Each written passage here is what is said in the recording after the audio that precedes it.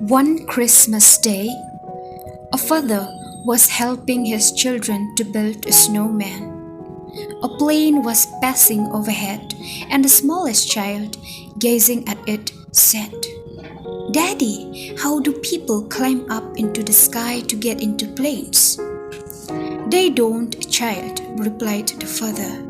"The planes came down out of the sky to collect the people." So this little anecdote captures the message of Christmas. We don't have to go up into the sky to find God. He came down on earth to find us. So how do we prepare ourselves during this Christmas season? Do we give Jesus the best place in our hearts? For most of us, we are busy decorating the cribs.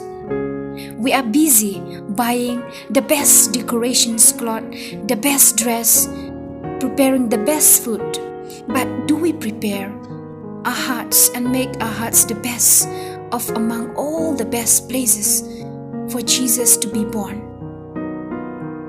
Let us remember that the first Christmas light up ever was not created by electric cables, glitter, and neon lights, but by the glory of the Lord that shined around.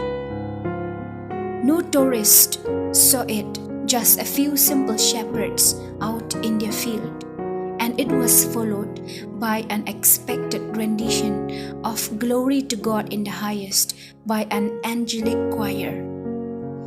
So dearest everyone, let us really during this Christmas season prepare our hearts the best place for Jesus to dwell in.